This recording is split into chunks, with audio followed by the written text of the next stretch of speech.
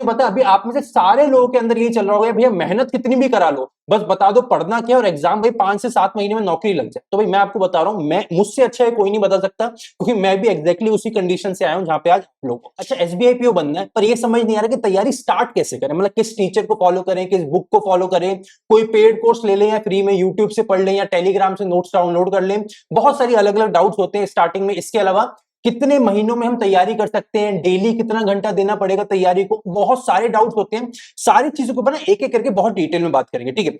But सबसे पहले जो मैं आपको यहाँ पे एक क्वेश्चन का रिप्लाई करना चाहता हूँ ना, जो आपके अंदर अभी या तो होगा या नहीं है, तो आप सबसे पहले क्वेश्चन अपने आप से पूछो कि क्या हमें बैंक एग्जाम की तैयारी करनी भी चाहिए या किसी और एग्जाम की तैयारी करें, ठीक है। बिकॉज बहुत सारे एग्जाम होते हैं, इस टाइम पे आप देखोगे ना तो यहाँ पे आपके साथ बैंक एग्जाम आ गया, वैसे एसएससी सीजीएल होता है और मिलता जुलता है कैट एग्जाम होता है एमबीए के लिए। तो ये तीनों एग्जाम ऑलमोस्ट मतलब ऊपर से दिखने में सेम लगते हैं। तो इन तीनों में से किसकी तैयारी करें, ये आप कैसे डिसाइड करोगे? सबसे पहले जब भी आप लोग अपनी तैयारी स्टार्ट करने के बारे में सोचते हो, फॉर एग्जाम्पल आपने आज सोच लिया कि मैं बैंक एग्जाम की तैयारी करूंगा, तो सबसे पहले आपको प्रीवियस ईयर क्वेश्चन उठाने हैं। प्रीवियस ईयर क्वेश्चन जब आप उठाओगे ना तो आपको पता चलेगा इस एग्जाम में किस लेवल के क्वेश्चंस पूछे जाते हैं। ये आपको इजीली गूगल पे भी मिल जाएंगे, यूट्यूब पे जाकर टाइप करोगे SBI PO previous year question, वहां भी मिल जाएंगे। इससे आपको बेनिफिट क्या होगा, इससे आपको लेवल पता चलेगा कि इंग्लिश का क्या लेवल आता है पेपर में, क्वांट का क्या लेवल आता है पेपर में, और रीजनिंग का क्या लेवल आता है पेपर में। करंट अफेयर्स आता है पर अभी चलो उसको छोड़ देते हैं, पर इन तीनों का लेवल आपको एक्जैक्टली पता चल जाएगा क्या क्या लेवल आता है। इससे आपको फायदा क्या होगा कि आपको पता चलेगा इतना मुश्किल पेपर में मतलब तैयारी करता हूं तो उस लेवल तक पहुंच सकता हूं कि नहीं, ठीक है। अब अगर आप मुझसे बोलो कि भैया मैं तो एक बिल्कुल नया स्टूडेंट हूं, तो क्या मैं तैयारी कर सकता हूं, तो भाई मैं आपको बोलूंगा एक समय पे जहां पे आज आप खड़े हो ना, एग्जैक्टली इसी कंडीशन में मैं भी था और मुझे भी नहीं समझ आ रहा था कि कौन था, मुझे तो कोई गाइड करने वाला भी नहीं था। तब ना मैंने प्रीवियस ईयर क्वेश्चन जब लगाया ना तो मुझे समझ आया, और लिटरली बोल रहा हूं मतलब पेपर सॉल्व करने में अराउंड अराउंड मुझे 2 घंटे का समय लगा था। पर उन 2 घंटे में जब मैंने पेपर बनाया तो मैंने बहुत सारे क्वेश्चन बना लिए, मतलब आप मानोगे नहीं, 100 क्वेश्चन में से इजीली जब मैं 2 घंटे का पेपर आराम से लेके बैठा तो 100 में से मैंने 90+ क्वेश्चंस बना लिए, मतलब मेरे 90+ स्कोर आने लग गया। तब मुझे समझ आया कि देखो अभी मेरी स्पीड नहीं है वो मुझे पता है, पर अगर मैं यहाँ पे 2 घंटे का समय देता हूं तो एक सारे क्वेश्चन बनने लायक क्वेश्चन, इसका मतलब क्या है, ये पेपर का लेवल बहुत मुश्किल नहीं आता। तो जो भी आपको कहता है यार पेपर बहुत मुश्किल है ये है वो, ऐसा कुछ नहीं भाई। एक बार आप जाके इस एग्जाम का सिलेबस देखो, जब आप सिलेबस देखोगे ना आपको समझ आएगा एक्जैक्टली एनसीईआरटी वाला सिलेबस आता है, मतलब जो भी आप ऑलरेडी 10वीं 11वीं में पढ़ के आ चुके हो या उससे भी छोटी क्लास में, भाई 8वीं 9वीं में भी जो पढ़ के आए हो ना वही सारी चीजें आती है। भाई अगर आप मैथ की बात कर लो तो यहाँ पे क्या आता है, प्रॉफिट एंड लॉस ऑलरेडी पढ़ के आ चुके, सिंपल इंटरेस्ट कंपाउंड इंटरेस्ट पढ़ के आ चुके, मतलब यहाँ पे तो और इजी आता है। ट्रिग्नोमेट्री जो पेपर में आता था, इंटीग्रेशन डिफरेंशिएशन, जो और बड़े बड़े टॉपिक्स थे वो बैंक में पूछे ही नहीं जाते। इंग्लिश की बात करें तो सारी बेसिक चीजें आप पढ़ के आ चुके हो, याद है हम पढ़ते थे comprehension, solve the passage and answer the below question, exactly वही आता है। एक पैरा जंबल करके नया टॉपिक आता है, और पेपर में भी आपको याद होगा स्कूल में भी हमारे क्वार्टरली एग्जाम में फाइनल एग्जाम में क्वेश्चन आता था सेंटेंस रीअरेंजमेंट, भाई वो भी यहाँ आता है। मतलब ओवरऑल देखोगे ना सिलेबस ऑलमोस्ट वो है जो आप लोग पहले से पढ़ के आ चुके हो, कुछ भी नया नहीं है। अब आपको यहाँ पे स्पीड बनानी है प्लस कॉन्सेप्ट पे काम करना है, और ऑलरेडी पढ़ के आ चुके हो तो कॉन्सेप्ट पे ज्यादा टाइम देना भी नहीं पड़ेगा। तो ओवरऑल जो हमें समझ आया अभी तक ये कि भाई बैंक एग्जाम निकालना मुश्किल नहीं है, अगर आप राइट स्ट्रैटेजी फॉलो करते हो तो बहुत प्यार से बहुत कम टाइम में निकल सकता है। भाई हमें ये बात समझ आ गई।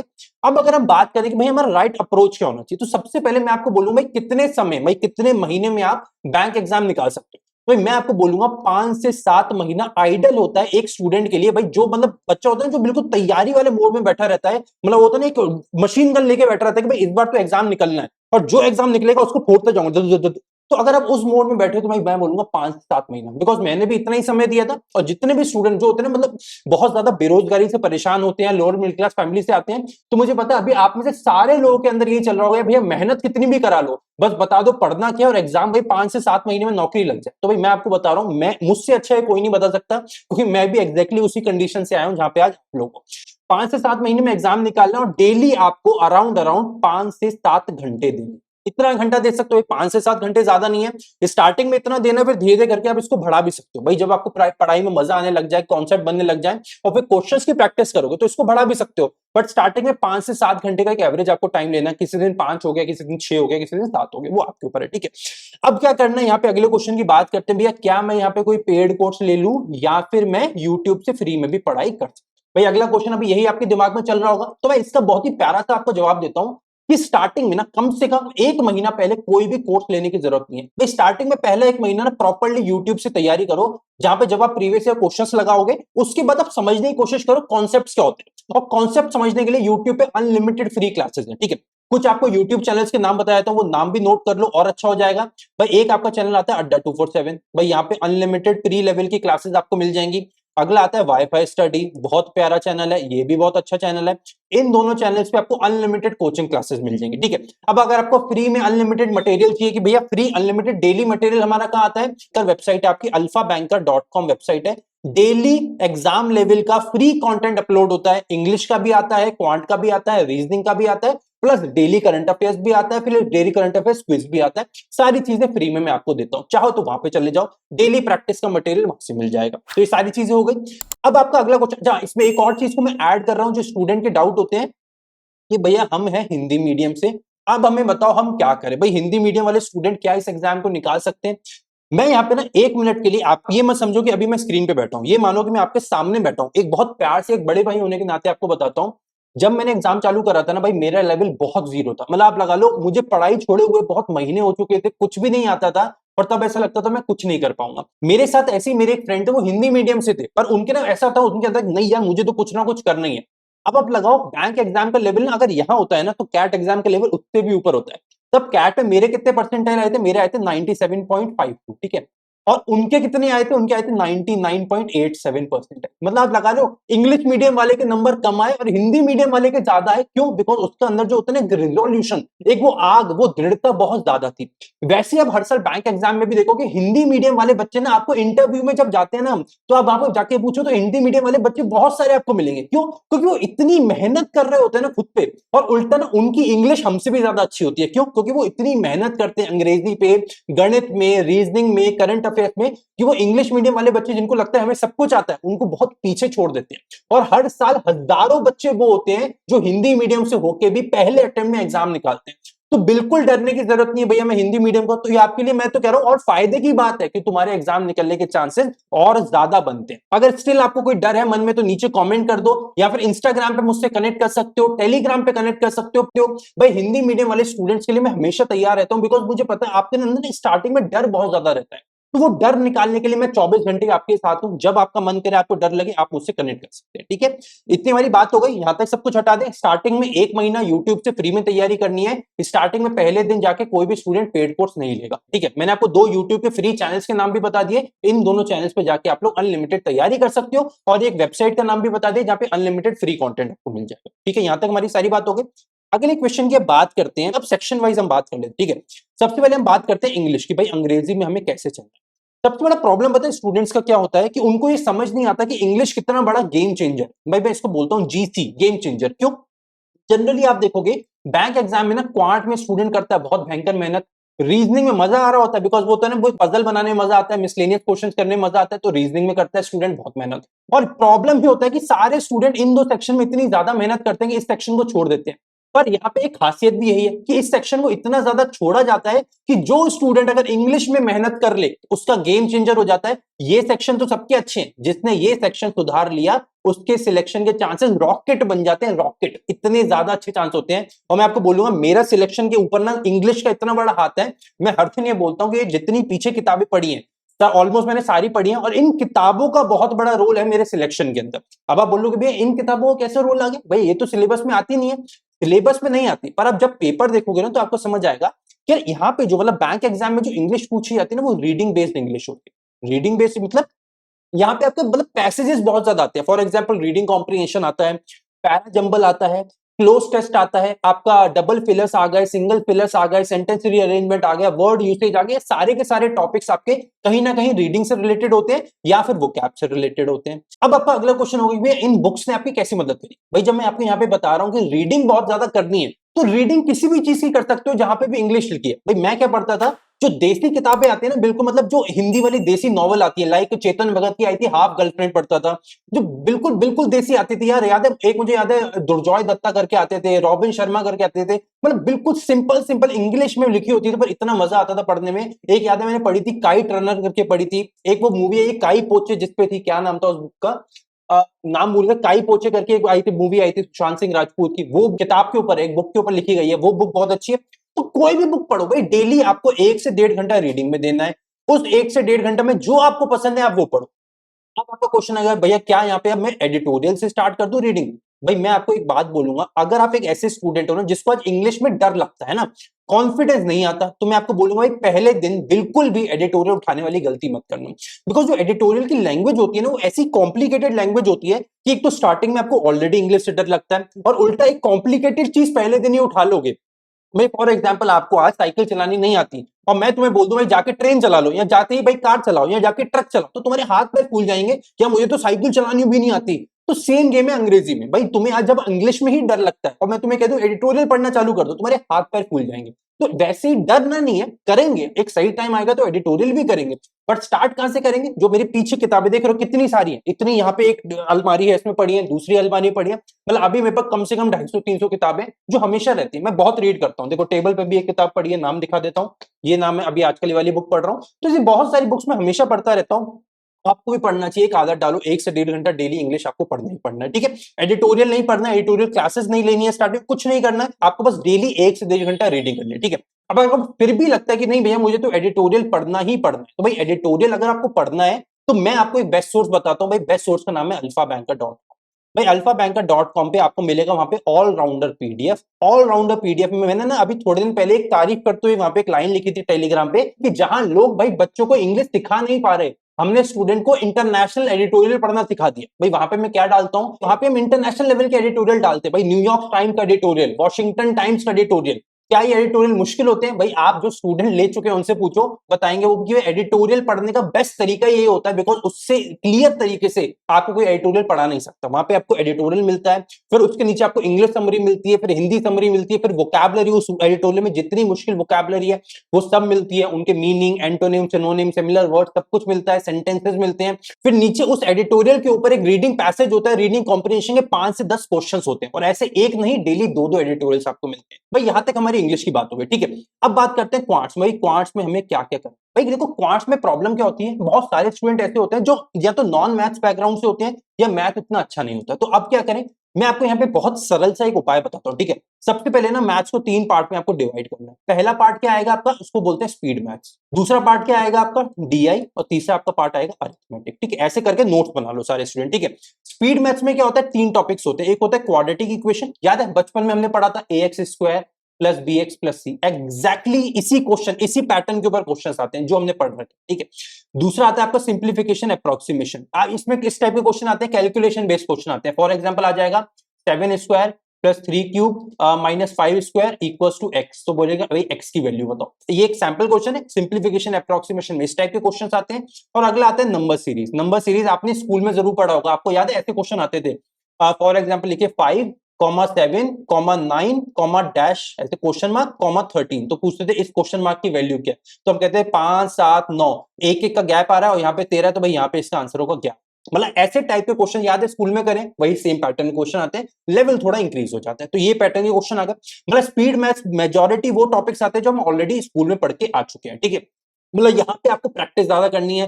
प्रैक्टिस कहां से करोगे इसकी, भाई इसका यूट्यूब चैनल बता रहा हूँ, अड्डा 247, ठीक है। दूसरा चैनल आपको नाम बताया था वाईफाई स्टडी, जो 2 चैनल्स मैंने बताए थे, अगेन वही बता रहा हूँ, बिकॉज यहाँ पे आपको प्रैक्टिस के लिए ना, plus specially pre level exam की अगर प्रैक्टिस करनी है, इससे अच्छा कंटेंट नहीं है, बिकॉज इन्होंने हजारों वीडियो डाल रखे हैं, लाखों क्वेश्चन पड़े हुए हैं, मतलब बहुत अच्छा है, आराम से फ्री में तैयारी हो रही है, तो इससे अच्छा क्या ही है।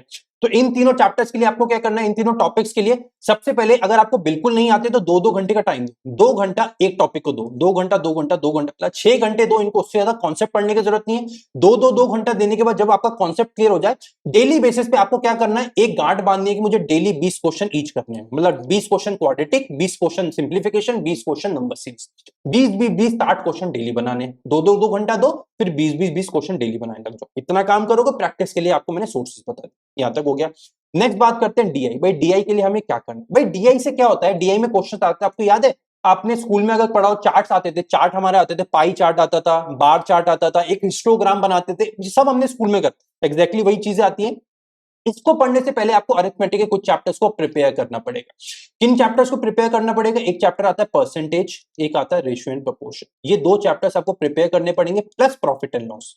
ये 3 चैप्टर्स आपको प्रिपेयर करने पड़ेंगे डीआई बनाने से पहले, बिकॉज मैक्सिमम डीआई के जो क्वेश्चंस हैं ना वो इन 3 चैप्टर्स के ऊपर बहुत ज्यादा बेस्ड होते हैं। Profit and loss, percentages, ratio and proportion, ये 3 चैप्टर्स डीआई में बहुत ज्यादा आते हैं, डायरेक्टली लिंक क्वेश्चंस आते हैं, तो इनकी तैयारी पहले करेंगे। हाँ, अरिथमेटिक के बेस्ट सोर्सेज बता देता हूं, बिकॉज देखो बहुत सारे अच्छे टीचर्स यूट्यूब पे हैं जो अच्छे से पढ़ाते हैं, बट प्रॉब्लम क्या है कि उनके फ्री क्लासेस आपको अरिथमेटिक के यूट्यूब पे नहीं मिलेंगे। मैं आपको बस वो सोर्स बता रहा हूं जहां पे फ्री अरिथमेटिक फुल सिलेबस पढ़ा हुआ है, ठीक है, बस उन टीचर्स के नाम बता रहा हूं। पहले टीचर का नाम है, उनका चैनल है करियर डिफाइनर, ठीक है, कौशिक मोहंती सर नाम है इनका। एक वन वीडियो वन चैप्टर, मतलब एक वीडियो में एक पूरा चैप्टर इन्होंने कवर करा है, बहुत प्यारा प्लेलिस्ट है, वो प्लेलिस्ट देखो, आपका काम हो जाएगा, आपको मजा आ जाएगा। दूसरा सोर्स अगेन अड्डा 247 आपको मिलेगा, सुतांशु सर है इनके, नवनीत सर हैं, बहुत अच्छे टीचर्स हैं, इन्होंने भी बहुत अच्छे से कवर कर रखा है। और तीसरा वाईफाई स्टडी हो गया। और एक और चैनल आपका आता है, एक टीचर थे, बहुत पुराने टीचर है, आजकल उनका नाम ज्यादा नहीं आता, मैंने इनसे पढ़ा था, इनका नाम है अमर सर, मतलब बहुत एजेड से सर है, पर पढ़ने में मजा आएगा, मतलब आपको बिल्कुल स्कूल याद आ जाएगा, ऐसे पढ़ाते हैं, बिल्कुल छड़ी लेके पढ़ाते हैं भाई वो, तो मजा आएगा। तो ये 3-4 टीचर्स हैं, इनको फॉलो कर सकते हो। इनके अलावा कुछ और भी टीचर्स अच्छे हैं, फॉर एग्जांपल हर्षल अग्रवाल हो गया, आशीष अरोड़ा सर हो गए, पर इनका प्रॉब्लम क्या कि इन्होंने अब अरिथमेटिक फ्री में रखा नहीं है, तो मैं इसलिए सजेस्ट कर दूंगी, ठीक है, पर अच्छे टीचर्स हैं वो भी। यहां तक हो गया। जब आपके ये 3 चैप्टर्स कवर हो जाएंगे ना, इसके बाद आपको मूव करना है डीआई के ऊपर। डीआई में ना आपको सबसे पहले बेसिक समझना है, बेसिक क्या क्या हो सकता है डीआई का। तो बेसिक है ना, आपको यहाँ पे मैराथन क्लासेस मिलेंगे यूट्यूब पे। मैराथन क्लास मतलब एक 3 घंटे का क्लास होगा, 4 घंटे का क्लास होगा, जहां पे डीआई के ऊपर सब कुछ बताया जाएगा कि एक बेसिक मतलब बिल्कुल बिगिनर, बिल्कुल नया बच्चा डीआई की तैयारी कैसे चालू करे। वो कहां मिलेगा आपको, उसके लिए 2 सोर्सेज बता रहा हूं। पहला है कौशिक मोहंती सर का, जो मैंने बताया करियर डिफाइनर चैनल, इन्होंने एक पूरा मैराथन करा हुआ है, प्लस एक अपना खुद का चैनल अल्फा बैंक का चैनल। मैंने खुद भी एक प्रॉपर मैराथन क्लास लिया था, जहां पे हमने डिस्कस किया था कि बिल्कुल बिगिनर कैसे डीआई की तैयारी कर सकता है। प्लस डीआई का पूरा एक प्लेलिस्ट मिलेगा, जहां पे शायद आपको 50 या 60 अलग अलग क्लासेस हैं, हर क्लास में हमने 2 से 3 सेट करे, मतलब बहुत सारे अराउंड 200 सेट आपको वहां पे मिल जाएंगे। भाई अपनी वाली भी देख सकते हैं, करियर डिफाइनर भी देख सकते हैं, ठीक है। इसके अलावा ये जो मैं चैनल आपको बता रहा हूँ, ये सारे वो चैनल्स हैं जिनसे मैंने खुद तैयारी करी थी। ऐसा मैं कुछ नहीं कह रहा, बिकॉज बहुत सारे टीचर्स आते हैं कि यार ये पैसा ले लो हमारा ये कोर्स प्रमोट कर दो, या ये ले लो हमारा ये कोर्स प्रमोट कर दो। भाई मैं बस वही प्रमोट करता हूं जिनसे या तो मैंने खुद पढ़ा है, या मैं खुद अब बना रहा हूं, तो मुझे पता है मैं जिसमें मेहनत दे रहा हूं मुझे पता है प्रॉब्लम क्या हो सकती है। तो ये 2 चीजों के अलावा मैं कुछ आपको सजेस्ट यहाँ पे नहीं करने वाला, ठीक है। क्वांट की आपको इतनी सी तैयारी करनी है, डेली कितना कितना समय देना है उसकी भी बात कर ले। स्पीड मैच में ना आपको स्टार्टिंग में आपको लगेगा मोटा मोटा 1 से 1.5 घंटा, बिकॉज बिल्कुल स्टार्ट करोगे तो टाइम लगेगा, 1 से 1.5 घंटा आप लगा लो, मोटा मोटा 1.5 घंटा पकड़ लो, यहाँ पे आपको स्पीड मैथ को देना पड़ेगा। डीआई में क्या होगा, आपको ज्यादा टाइम नहीं लगेगा स्टार्टिंग, बिकॉज आप मैराथन क्लास देखोगे फिर डेली प्रैक्टिस करोगे, तो यहाँ पे आपको मतलब लगा लो स्टार्टिंग में आधे घंटे से लेकर 1 घंटे का समय देना है, ठीक है।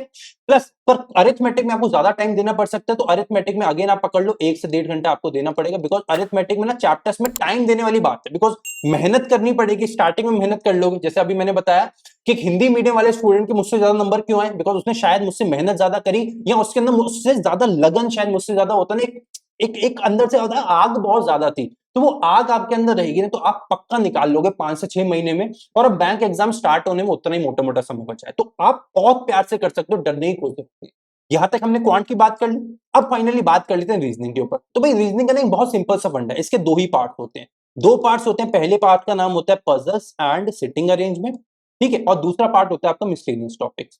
मिसलेनियस टॉपिक्स में किस टाइप के क्वेश्चंस आते हैं, आपके ब्लड रिलेशन आ गया, यहां लिख देता हूं, ठीक है, मैं शॉर्ट फॉर्म लिख देता हूं, ब्लड रिलेशन आ गया, इनइक्विलिटीज आ गया, डायरेक्शन सेंस आ गया, सिलॉजिज्म्स आ गया, और क्या आता है आपका कोडिंग डी कोडिंग आ गया, चाइनीज कोडिंग डी कोडिंग आ गया। मतलब ये बेसिक टॉपिक्स होते हैं जो आपके यहाँ पे मिसलेनियस टॉपिक्स में आते हैं, ठीक है।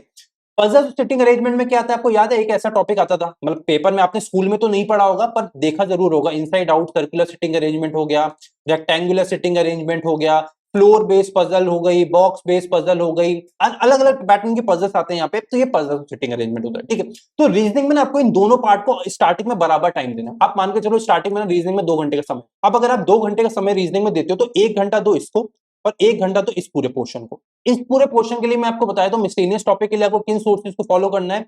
एक चैनल आता है यूट्यूब पे है बैंकिंग क्रॉनिकल, अंकुश लांबा सर है, उनका चैनल अच्छा है, वो फॉलो कर सकते हो, ठीक है। एक और चैनल है बहुत प्यारा चैनल, अंशुल सैनी उनका नाम है, और बैंकर्स पॉइंट करके यूट्यूब चैनल का नाम है, भाई उसको देख सकते हो, वो भी बहुत प्यारा है। इसके अलावा जो मैंने अभी आपको बताया अड्डा 247, बिकॉज देखो ये सारे चैप्टर्स अगेन कैसे हैं, बहुत सिंपल सिंपल चैप्टर। अच्छा याद है अभी मैंने क्वांट में बोला था कि स्पीड मैच में ज्यादा समय देने की जरूरत नहीं है, कॉन्सेप्ट पढ़ लो जल्दी से फिर प्रैक्टिस करो, बिकॉज उसमें ज्यादा कॉन्सेप्ट है ही नहीं, बहुत छोटे कॉन्सेप्ट वाले चैप्टर्स होते हैं। सेम यहाँ पे होता है भाई, ये जो सारे चैप्टर्स आपको दिख रहे हैं ना, इनका कॉन्सेप्ट ज्यादा नहीं है, पर यहाँ पे प्रैक्टिस आपको भर भर के करनी पड़ेगी। और प्रैक्टिस के लिए फिर ऐसा सोर्स चुनो भाई जहाँ पे या तो अनलिमिटेड फ्री कंटेंट मिल जाए, मैंने वेबसाइट का नाम बता दिया, नहीं तो यूट्यूब चैनल्स बता रहा हूँ आपको यहाँ पे भाई, ये इसमें कोई भी यूट्यूब चैनल आप यहाँ पे फॉलो कर सकते हो, ठीक है। किसी भी टीचर को देख लो, एक और टीचर है पुनीत सर करके उनका नाम है, पर ये पजल और सिटिंग अरेंजमेंट में ज्यादा अच्छे टीचर है, ठीक है। इन टीचर्स को आप फॉलो कर सकते हो इन सारे चैप्टर्स के लिए, ठीक है। अब पजल सिटिंग अरेंजमेंट की बात होती है तो 1 घंटा जो आप यहाँ पे तैयारी करोगे ना, इनके लिए किन टीचर्स को फॉलो करो मैं वो भी बता देता हूँ भाई। सबसे पहले बैंकिंग क्रॉनिकल, शॉर्ट फॉर्म लिख रहा हूँ मैं, बैंकिंग क्रॉनिकल करके सर्च करेंगे यूट्यूब पे तो आपको आ जाएगा अंकुश लांबा सर का। बैंकर्स पॉइंट करके जो मैंने अभी बताया अंशुल सैनी सर, ये भी बहुत अच्छे हैं। पुनीत सर करके हैं, ये अनअकैडमी वाले जो यूट्यूब चैनल अनअकैडमी का उस पर पढ़ाते हैं। प्लस एक और सर है सौरभ सर करके नाम है, वो पढ़ाते हैं अड्डा 247 पे, ये भी बहुत अच्छे टीचर हैं। तो ये 4-5 टीचर मैंने आपको नाम बता दिए, सबको एक एक कर मतलब एक एक करके सबकी क्लासेस देख लो और फिर फाइनली लगे ना ये इनका सबसे अच्छा समझ आए, फिर उन टीचर के पीछे लग जाओ और सारा बेसिक कवर कर लो एक बार में। यहां तक सारी बात हो गई, हमने रीजनिंग कवर कर लिया, इंग्लिश कवर कर लिया, क्वांट कवर कर लिया। अब बात करते हैं करंट अफेयर्स की, क्या भैया करंट अफेयर्स मुझे स्टार्टिंग से स्टार्ट करना चाहिए या करंट अफेयर्स कब स्टार्ट करना चाहिए? तो भाई देखो करंट अफेयर्स के लिए मैं आपको बोलूंगा, अगर आप बहुत सीरियस स्टूडेंट हो ना तो एक्चुअली जो आप पहला 1 महीना का टाइम दे रहे हो, जब मैंने बोला कि पेड कोर्स कोई नहीं खरीदना, उस समय पे आप लोग करंट अफेयर्स छोड़ सकते हो। पर 1 महीने के बाद आपको करंट अफेयर्स स्टार्ट कर देना चाहिए, बिकॉज एग्जाम आएगा ना, तो एग्जाम आने के पहले पहले आपको मोटा मोटा 3 से 4 या 5 महीने का करंट अफेयर्स आता है, वही मोटा मोटा आपके पास समय बच्चे का एग्जाम आते आते, इसलिए मैं बोल रहा हूँ 1 महीने आप अपनी तैयारी करो, बेसिक पढ़ लो, 1 महीना 1 से 1.25 महीने के बाद आपको करंट अफेयर्स स्टार्ट कर देना चाहिए, अगर आपको बाकी स्टूडेंट से आगे निकलना है तो। करंट अफेयर्स कहां से पढ़ोगे भाई, इसके लिए बहुत सारे सोर्सेज हैं, यूट्यूब पे फ्री में क्लासेस ले लो, एक यूट्यूब चैनल नोट कर लो, बता देता हूँ इनका, वीकली वाला या मंथली वाला पढ़ लेना, बहुत अच्छा आता है। परचम क्लासेस करके यूट्यूब चैनल है, एक और यूट्यूब चैनल है इंडोलोगस करके, ये 2 चैनल्स हैं जो फ्री में आपको सब कुछ दे देंगे, इनको पढ़ लो। अगर पेड कंटेंट चाहिए तो कुछ पेड कंटेंट का नाम बताया था, फॉर एग्जांपल एक आता है अफेयर्स क्लाउड, ये अच्छा है, ठीक है। इनका एक एक पीडीएफ आता है 300-300-400 पेज का, वो पढ़ सकते हो।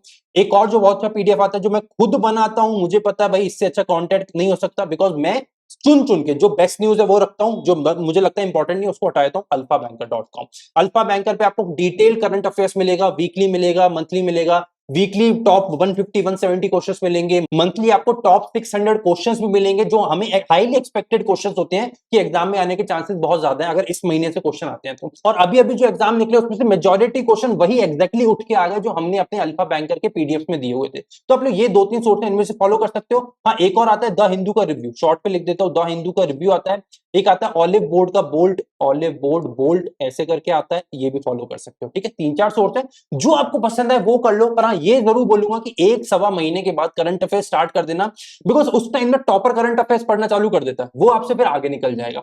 करंट अफेयर्स में क्या करना है, ज्यादा टाइम देना ही नहीं, आपको डेली मात्र 45 मिनट का समय देना है, और कम दोगे तो आधे घंटे का समय दे दो, और बोलो आधे घंटे से लेके पौने घंटे का समय देना है, इससे ज्यादा करंट अफेयर्स में देना नहीं है। इतना समय दोगे करंट अफेयर्स को, अभी से भी स्टार्ट करोगे तो बहुत सारे लोगों से बहुत आगे निकल जाओगे, और तब जाके आपको लगेगा नहीं भैया आपकी ये वाली एडवाइस बहुत अच्छी थी। जो हर साल आके स्टूडेंट बोलता है भाई, हर साल मतलब सैकड़ों स्टूडेंट मुझे आके बोलते हैं कि भैया आपसे ना गाइडेंस लेके मजा आता है, बिकॉज आप वैसे गाइड करते हो जैसे एक बड़ा भाई करता है, या आप वैसे गाइड करते हो ना, एक स्टूडेंट एक बंदा होता है ना जिसको सब कुछ पता है हमारी प्रॉब्लम क्या है, बिकॉज ये मैं उसी जगह से आया हूं ना जहां से आप आए हो, और मुझे पता है यार आपको क्या प्रॉब्लम है। भाई आप अगर लोअर मिडिल क्लास से आते हो, मैं लोअर मिडिल क्लास से आता हूँ, तो कनेक्ट हो जाता है ना, अपना वो हो जाता है यार कि दिल वाला कनेक्शन हो जाता है, फाइनेंशियल स्टेटस का कनेक्शन हो जाता है, प्रॉब्लम्स का कनेक्शन हो जाता है, बेरोजगारी का कनेक्शन हो जाता है, बहुत सारे कनेक्शन है अपने, और मैं पूरी कोशिश करता हूँ पूरी ईमानदारी से जो जो मुझे लगता है मैं सारी चीजें आप लोगों के साथ डिस्कस कर सकूं, ठीक है। स्टिल अगर आपको कोई डाउट रहता है तो भाई नीचे का कमेंट सेक्शन 24 घंटे आप लोगों के लिए खुला है, मैं खुद 24 घंटे आप लोगों के लिए अवेलेबल रहने की कोशिश करता हूं, तो छोटे से छोटे डाउट को आप लोग नीचे कमेंट कर सकते हैं, और मैं पूरी कोशिश करूंगा कि आगे आने वाले अगले 24 घंटे के अंदर अंदर आपके हर क्वेश्चन का आपको रिप्लाई मिल सके। आई होप आपको ये वीडियो पसंद आया होगा, तो एक छोटी सी गुजारिश है आपसे कि इस वीडियो को ज्यादा से ज्यादा शेयर करिए, जिससे हर उस स्टूडेंट तक ये वीडियो पहुंच सके जो भी आज परेशान है, मतलब चालू करना चाहता है तैयारी पर समझ नहीं आ रहा कैसे तैयारी चालू करे। प्लीज प्लीज उसको वीडियो को शेयर करिए, ज्यादा से ज्यादा शेयर करिए, टेलीग्राम पे, फेसबुक पे, व्हाट्सएप पे। इसी के साथ अगर आप चैनल को पहली बार विजिट कर रहे हैं तो चैनल को सब्सक्राइब करके भी जरूर जाइएगा, बिकॉज आप एक बार सब्सक्राइब करेंगे और मुझे बेइंतहा मोटिवेशन मिलेगा। तो इसी तरह बने रहिए दाल फबैंक के चैनल के साथ, मिलते हैं अगले वीडियो में, till then take care, bye bye.